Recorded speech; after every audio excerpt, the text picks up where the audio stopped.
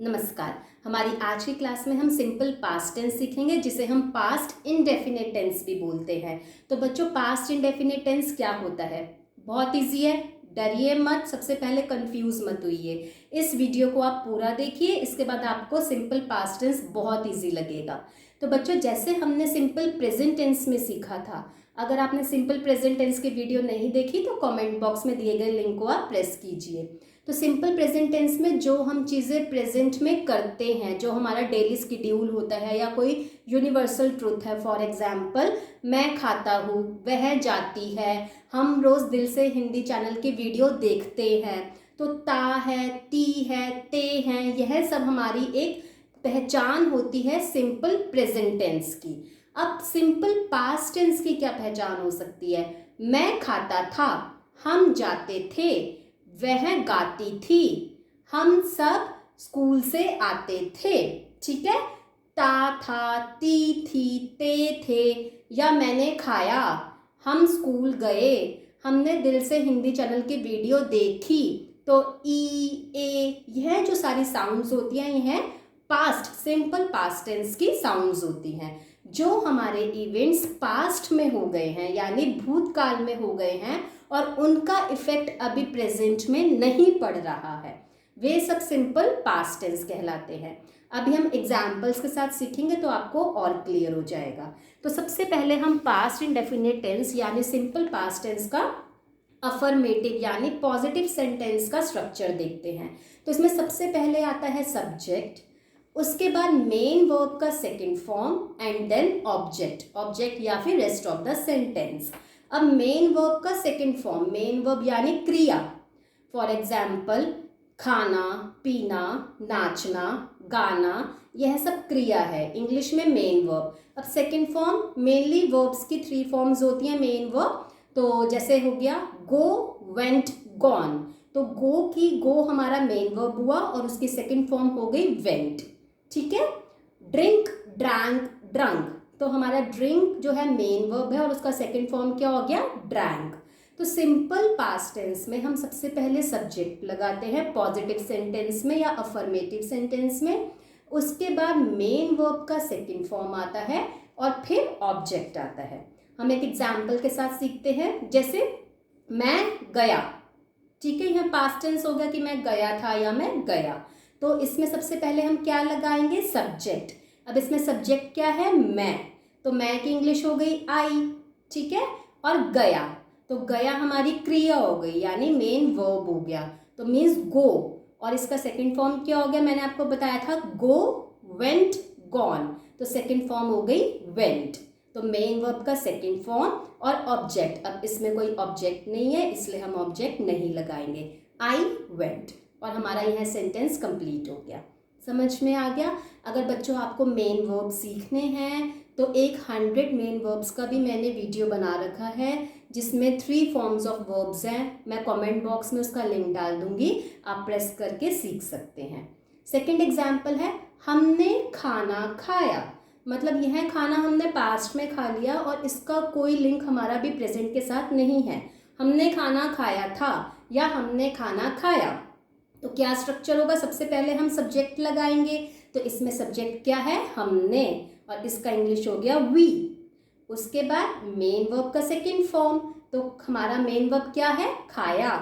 तो खाया का इंग्लिश होता है ईट। ईट, एट, ईटन, तो सेकेंड फॉर्म क्या हो गया? एट। ठीक है, एंड ऑब्जेक्ट हमारा हो गया इसमें फूड, वी एट फूड। ठीक है बच्चों, समझ में आ गया? हमने खाना खाया, वी एट फूड। अब इस चीज़ का ध्यान रखिएगा कि सिंपल पास्ट टेंस में हमने पॉजिटिव यानी अफर्मेटिव सेंटेंस में कोई हेल्पिंग वर्ब नहीं लगाया, क्योंकि इसमें कोई हेल्पिंग वर्ब नहीं आता। जैसे सिंपल प्रेजेंट टेंस में भी पॉजिटिव में हमने कोई हेल्पिंग वर्ब नहीं लगाया था, इसी तरह सिंपल पास्ट टेंस या पास्ट इंडेफिनिट टेंस में हमारा पॉजिटिव सेंटेंस में कोई हेल्पिंग वर्ब नहीं आएगा।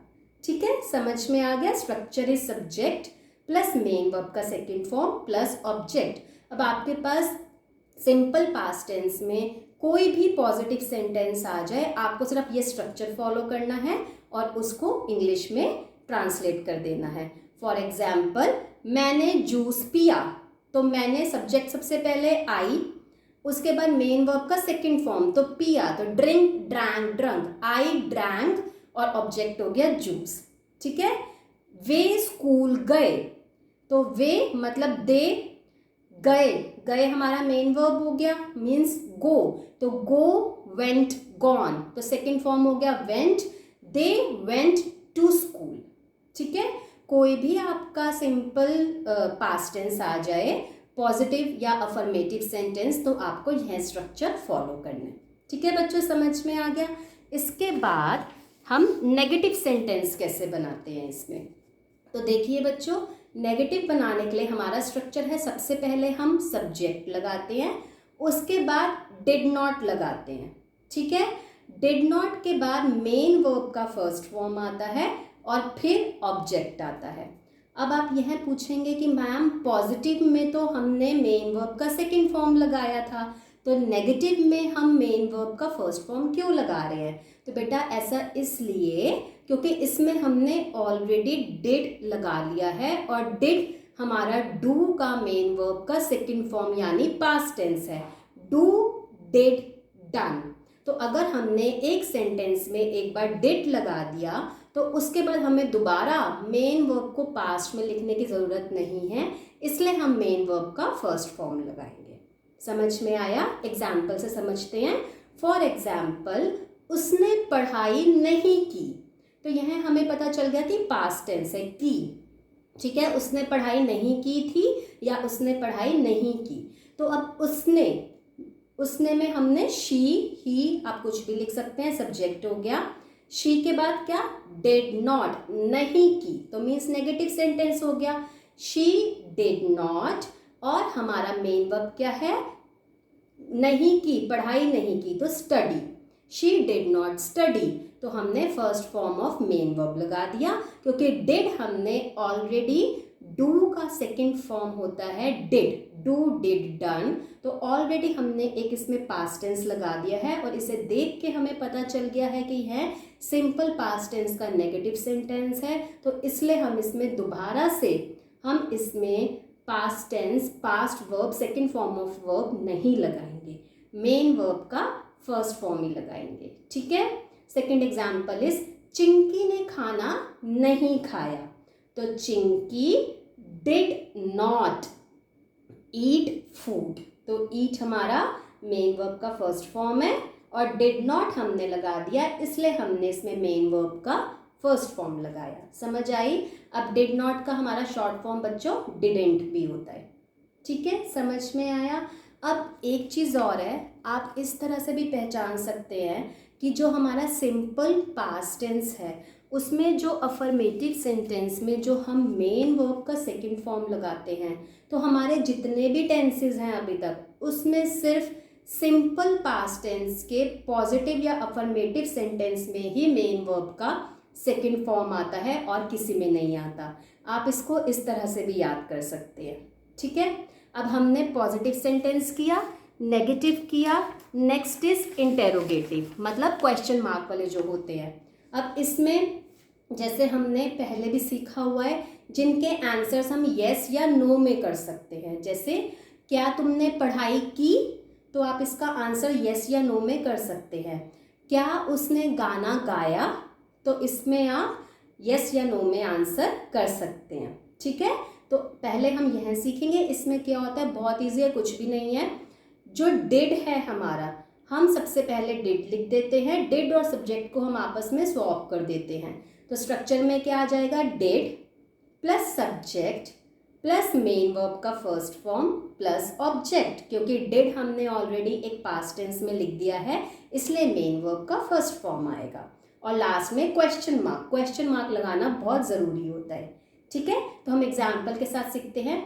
क्या तुमने मेरी वीडियो देखी, तो इसका आंसर आप येस या नो में कर सकते हैं, तो हम स्ट्रक्चर फॉलो करेंगे, डिड, इसके बाद सब्जेक्ट, सब्जेक्ट है तुमने means you, did you watch मतलब देखना, watch first form, my video.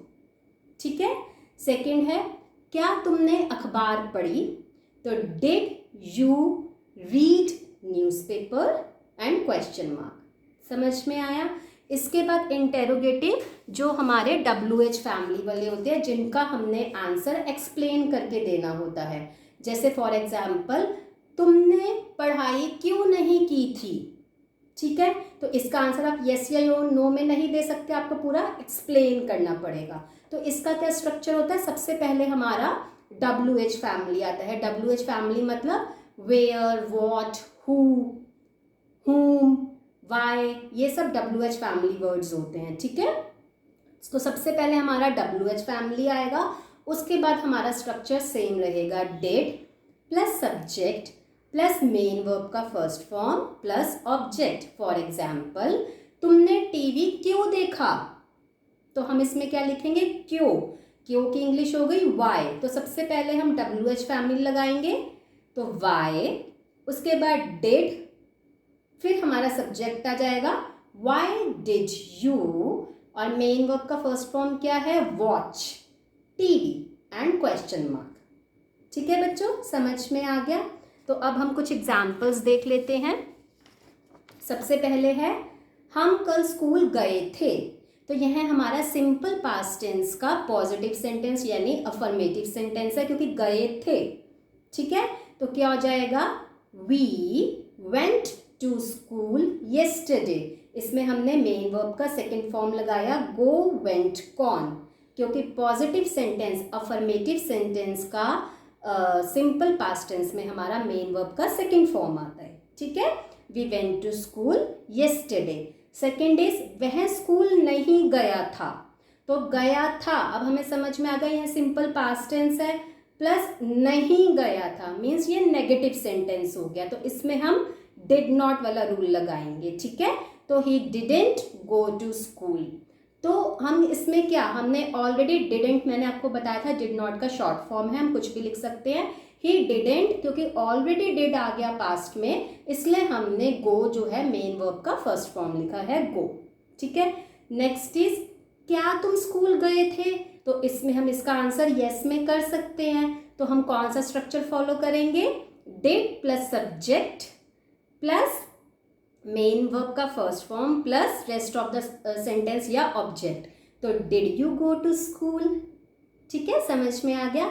Next is, तुम स्कूल क्यों नहीं गए थे? तो इसमें हम इसका आंसर यस या नो में नहीं कर सकते, हमें पूरा एक्सप्लेन करना पड़ेगा। तो इसमें कौन सा स्ट्रक्चर आएगा? WH फैमिली वाला, why did you not go to school? Question mark. ठीक है बच्चों, समझ आ गया? तो आपके सिंपल पास्ट टेंस में कोई भी एग्जाम्पल आए, कोई भी सेंटेंस आए, आपको बस इन स्ट्रक्चर्स को अपने माइंड में रखना है और आराम से अपना सिंपल पास्ट टेंस में उसको ट्रांसलेट कर देना है। ठीक है, best wishes for your future.